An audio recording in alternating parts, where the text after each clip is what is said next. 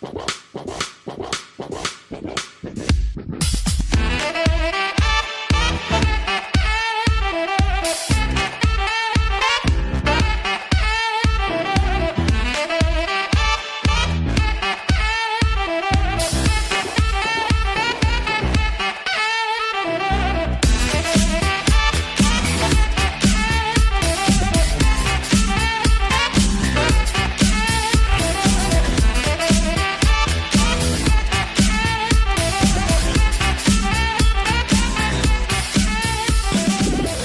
to In Pursuit of Truth. This is your host, Sir Patrick Mack. We're back. We haven't left. We got more Q posts. 49 minutes after the hour 10, post 4110.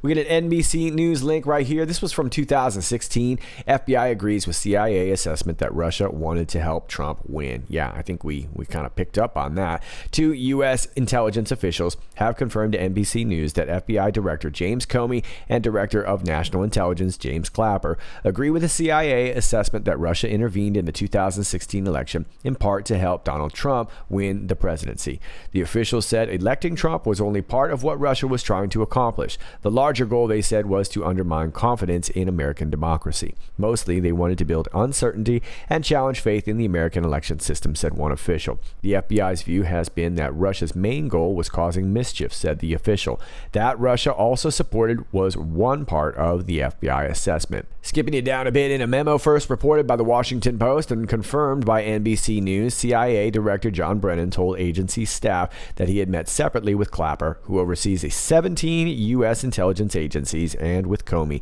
There is strong consensus among us, wrote Brennan, on the scope, nature, and intent of Russian interference in our presidential election. Okay, so basically I think what Q is reminding us here is that Comey, Brennan, and Clapper were all committed to this narrative. They were all committing to push it. And of course, Clapper and Brennan both went on CNN fake news constantly talking about it. And of course, then later on, so did Comey. Q says then and now, Brennan and Comey assessment, Clapper assist, hard push. Now, the next 3 links are all justice.gov archive links, and I think Q is attributing these crimes or offenses to these 3 gentlemen. The first one being 923-18 U.S.C. 371, conspiracy to defraud the United States. The general conspiracy statute creates an offense if 2 or more persons conspire either to commit any offense against the United States or to defraud the United States or any agency thereof in any manner or for any purpose.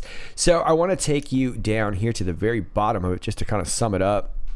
It says, in summary, those activities which courts have held defraud the United States under 18 U.S.C. 371 affect the government in at least one of 3 ways. Number 1, they cheat the government out of money or property.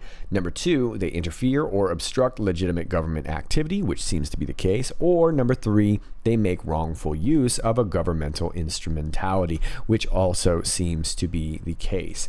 Now, the second link is 910, knowingly and willfully. And we've heard Q reference knowingly over and over, right?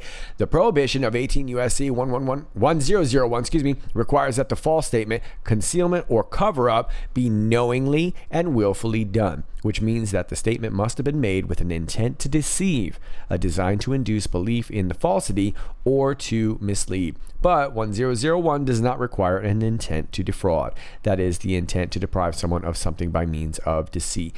And it does say down here, the term willfully means no more than the forbidden act was done deliberately and with knowledge and does not require proof of evil intent. Although Q doesn't mention willfully, Q usually just simply mentions knowingly.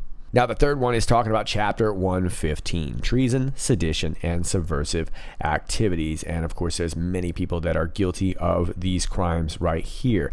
Now, Q posted this on post 3900. This was back on the 27th of March. And that link was to an old New York Times article talking about how President Lincoln had suspended habeas corpus during the time of the Civil War. Interestingly enough, President Trump has been talking a lot about Lincoln. As a matter of fact, was just recently interviewed in front of a Lincoln memorial talking about how he's been treated worse than Lincoln. So I get the feeling that we're going to be referencing this very, very soon, but it's the same sections right here that we're talking about, 2381 through 2390. 2391 evidently was repealed. So we got treason, misprision of treason, rebellion or insurrection, seditious conspiracy, advocating overthrow of government, registration of certain organizations, activities affecting armed forces generally, activities affecting armed forces during war, recruiting for service against the United States, and enlistment to serve against the United States. Okay, well, I think we can find examples of every single section, and that's exactly what Q is referencing to us, and it looks like it's not the first time, so whether or not this is about to come up again remains to be seen, but it looks like the painted target at the moment is Comey, Clapper, and Brennan. Post 41:11, 8 minutes after the hour of 11, we get a link to this hot trash right here. Look at this. Masks are here to stay, and they're quickly becoming a way to express ourselves. Look at this dummy on the right, bedazzled his face mask. You know you gotta wash that thing, right? And what is this on the left? Is that a wedding bouquet on your face? You look like a moron. You're breathing in the flowers all the time, huh? It's so fragrant. It's so fragrant. All right, look, this is hot trash. We all know it. I live in a culture where we've been wearing masks long before the Rona, and I'll tell you this. Ain't nobody walking around with this crap on their face. Nobody. 0% of the population. Hey, you don't have to believe me. You don't have to believe me. You want to wear this on your face? Go right ahead. Looks like Sharia training to me. This is a way to get you to think that staying home is cool, wearing masks are cool, giving up your rights is cool, and all they're trying to do is turn it into a big fashion statement. I'll be honest with you, I'm a little bit dumbfounded if I have to explain that to anybody, because I'm pretty sure that 99.5% of this channel's viewers already gets exactly what we're talking about here. Will you follow the narrative? Of course not. That's why you're over here. We're iPodders. Fist bump. Ben Collins sucks. He doesn't work for the Washington Post. I just wanted to toss that in. Ben Collins sucks. And I don't have the Rona. Post 41:12, 11 minutes after the hour of 12, we get a link to aboutfacebook.com, April 2020, Coordinated Inauthentic Behavior Report. And we saw this coming. We talked about this in the last couple of videos. General McChrystal, right? He's been involved in some knuckleheadedry. And now he's deciding to cover it up by leading a task force on Facebook that's funded by DARPA to go seek out political disinformation just in time for the elections. Well, the fact of the matter is, this is election interference, and McChrystal seems to be participating in this. So we're not going to go through this because it's just saying that we're going to hunt down QAnoners and people like that, and we're going to shut them down. And that's what Q's saying right here. We removed 5 pages, 20 Facebook accounts, and 6 groups that originated in the U.S. and focused domestically. Our investigation linked this activity to individuals associated with the QAnon network. So let me just stop right there. Individuals associated with the QAnon network. So they're not really going after QAnon because they know they can't really punk that. So they got to go after people that are associated with the QAnon network. And all they have to do is paint a Q on something and they can say, hey, that guy's associated with the QAnon network. Known to spread fringe conspiracy theories like the Obama administration spied on the Trump campaign.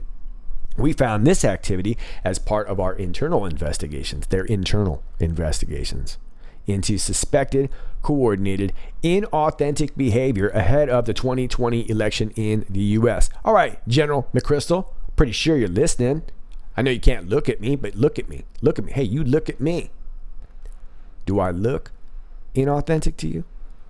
Do I look inauthentic to you? I think you look a little inauthentic to me. What you think about that? Information warfare. Q. So this is probably a good time to point out that if I do go down on YouTube, my video uploads will primarily go through BitChute. I also post on DropSpace, but I'll primarily be uploading on BitChute as my primary source. Hopefully I won't go down on YouTube, but I think we all can kind of sniff out that this could be coming. And same thing with Twitter. If I go down on Twitter, you can just look for my snark over there on Gab. I'll treat my Gab the same way I treated Twitter. I don't really right now. I just use them sort of as my backups, but that will be the case. And then at some point, hopefully later in the year, we can start working on an IPOT 1776 website, which will probably be the dopest website you've ever seen. It's going to have it all, except the Rona. But it might be a good idea to start moving to other platforms, creating other platforms. And I think when we want to deal with these tech giants, we can only ask the government for so much, right? Because then we're asking the government to step in on our speech. Of course, we want them to be able to protect our free speech. But I really think the key is finding the ways in which we can see Facebook. Like I said, this is a DARPA project. And at some point, it would seem to me that there's taxpayer money, going through to this, and that we should be looking for these sources. Because when we can prove these sources in court, that's when we can start taking these people to court ourselves. I hope that makes sense. I'm not really a legal guy, but it would seem like when we're looking at all these different government grants that somehow find their way to these social media giants, these social media giants can no longer argue that they're a private platform, especially if we can show them the proof that they're funded by us. And that would be a great first step in us taking these people down. But I do think we should be very careful about requesting help from our federal government. And that's just my personal opinion. But it seems to me like this is something that we would really want to tackle ourselves, because we can make a huge dent, because we are the people who set these things up. We're the ones who make these sites and who create and maintain these sites. So I don't see any reason why we can't just create our own. And I know many of you already have. There's a lot of new ones popping up. I think at some point this is going to really start affecting a lot of people. There are people that are covering sports. There are people that are covering fashion now on YouTube that are complaining about their videos getting taken down. Censorship is affecting everybody. It's not just affecting conservatives these days. I would love to think that a few years from now, we're all getting pursuity on a different platform. Let's move on. Post 4113, 47 minutes after the hour of 12, we get a Twitter status to QAnon Army British Division. Many have asked who Q is. We are all Q. This is the meaning of where we go one, we go all. All of us patriots who cared about our country and don't want to see it destroyed. That is why we must stick together. Who is with me? Well, I'm with you, and I think that most of my viewers are with me, so we are with you. And I don't know if there's more than one of you, but we're all together, so it's like a group, and we should probably bring cake. I do want to chime in that a while back I did say, and I meant what I said, that once Brexit finally goes down, yours truly would like to make a little tour over there. So call out to all you British patriots. What's up? Can I crash on the couch? What's going on? Can we start arranging this? Let's make this go down. Where we go one, we go all. Let's move on. Post 4114, 24 minutes after the hour 2, we get a few medical links right here. The first one takes you to this article from PubMed. Chloroquine is a potent inhibitor of SARS coronavirus infection and spread. This was from back in August of 2005. That is when we know that Fauci knew about all this. Yeah. And it's got some technical jargon. I'm a jargon guy, but we're just going to skip to the conclusion down at the bottom. Chloroquine is effective in preventing the spread of SARS-CoV. That's coronavirus. You can call it the CoV. If you don't, I like to call it the Rona. You can call it the CoV if you're fringe. In cell culture, those are the people that call it CoV. Favorable inhibition of virus spread was observed when the cells were either treated with chloroquine prior to or after SARS-CoV infection. In addition, the indirect immunofluorescence assay described herein represents a simple and rapid method for screening SARS-CoV antiviral compounds. All right, so it looks like the chloroquine has been working on the CoV for quite some time. Second one takes you to a journal from The Lancet. We're going to look at this summary too. In late December 2019, patients presented with viral pneumonia due to an unidentified microbial agent were reported in Wuhan, China. A novel coronavirus was subsequently identified as the causative pathogen, provisionally named 2019 novel coronavirus, otherwise known as the Rona, or in cell cultures, the CoV.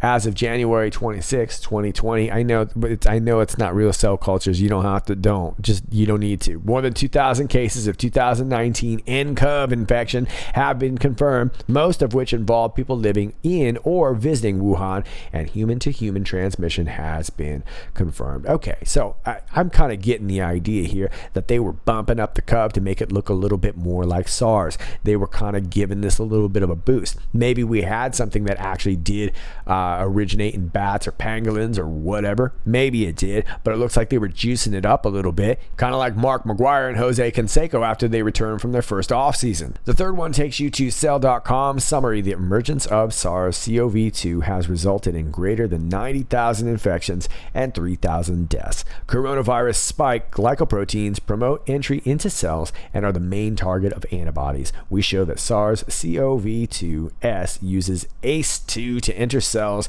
and that the receptor binding domains of SARS-CoV-2S and SARS-CoV-S bind with similar affinities to human ACE2, correlating with the efficient spread of SARS-CoV-2 among humans. Did you understand that? I didn't completely understand that. I'm not going to pretend like I did. But let's go back to the Q. When the protein sequence of the SARS-CoV-2 receptor binding site was analyzed, an interesting result was found. While SARS-CoV-2 is overall more similar to bat coronaviruses, the receptor binding site was more similar to SARS-CoV. So like I said, it looks like they were giving it a little bit of juice. Both SARS-CoV-2, Return of the Jedi, and SARS-CoV Part 1 used the same host cell receptor.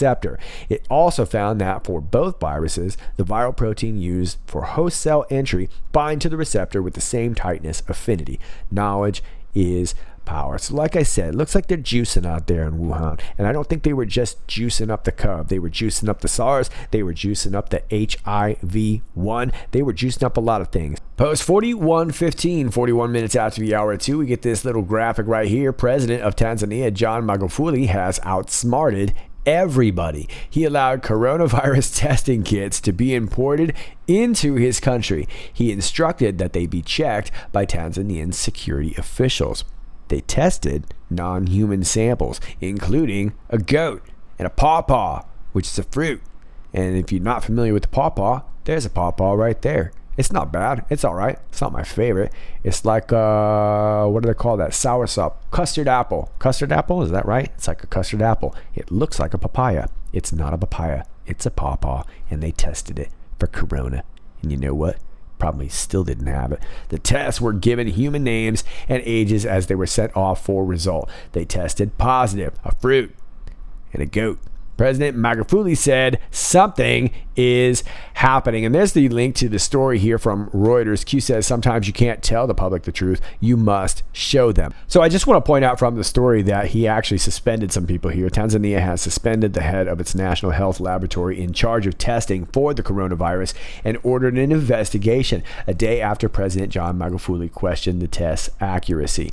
Magufuli said on Sunday the imported test kits were faulty as they had returned positive results on a goat and a pawpaw among several non-human samples submitted for testing, with technicians left deliberately unaware of their origins. Okay, so it's 2020 and I'm reporting on pawpaw tests and floral bouquets on your face.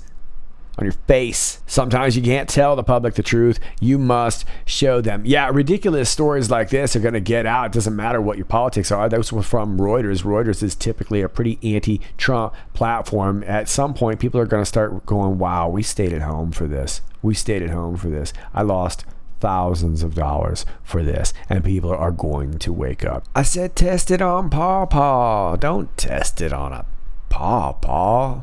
41:16, 2 minutes after the hour 3, we get a Twitter status to Laura Ingram. More good news. The effect of chloroquine, hydroxychloroquine, and azithromycin on the corrected QT interval in patients with SARS-CoV-2 infection, circulation, arrhythmia, and electrophysiology. And the journal takes you to AHA journals. That's because when they find stuff, they're like, aha, and we're going to go right down to the conclusions. In the largest reported cohort of COVID-19 patients to date, treated with chloroquine/hydroxychloroquine plus minus azithromycin, which is an antibiotic, no instances of TDP, which is torsade de pointe, or arrhythmogenic death were reported, although use of these medications resulted in QT prolongation. Clinicians seldomly needed to discontinue therapy. Further study of the needed for QT interval monitoring is needed before final recommendations can be made. Okay, so it looks like just more success reports for the hydroxychloroquine. Q says, welcome to the revolution. I think we see it. The internet has opened up a bit of a Pandora's box, right? It means that we're all starting to figure out what's up online. We're all starting to realize that just because the TV told us something doesn't make it true, and that we can actually go online and look for ourselves. And when we do, amazing things happen. We know that because that's what we do over here. You and me and you, us. Welcome to the revolution. Let's move on. Post 4117. I know that. 19 minutes after the hour 3. Hello, is this CNN? I have confidential information about the death of Kim Jong-un. And of course it's funny, because that's Kim Jong-un. Then he hangs up the phone and he's like, yeah, burn! Yeah! Then we get this link right here to the Washington Post. Trolling can be fun. The status says Kim Jong-un appears to be alive after all. So how did his death make the news? Yeah, WAPO, please let us know. Fill us in. Give us a clue. Looked like they thought Kim Jong-un was ill. Kim Jong-il. And here is the article right here. Let me start you with the first line. Kim Jong-un apparently is alive and presumably well. The North Korean dictator appeared in a state-issued photo over the weekend in which he is shown cutting the ribbon on a new fertilizer factory outside Pyongyang. He looked not the least bit dead. Yeah, he didn't look dead at all, did he? And of course, we don't know if that's fake media either, but we all know that Kim Jong-un gets up for a little bit of a fertilizer factory party. This development was a bit awkward for CNN and many other news outlets who failed around the world, as well as a few intelligence agencies which give them their information at 4 o'clock every morning, which had spent the past few weeks in a frenzy over Kim's health, or lack thereof. According to stories in otherwise reliable mainstream publications, the translation on that is that we're not reliable at all, and this is why. Kim died. According to journalists, he was in grave danger, possibly as a result of a botched operation. Others split the difference.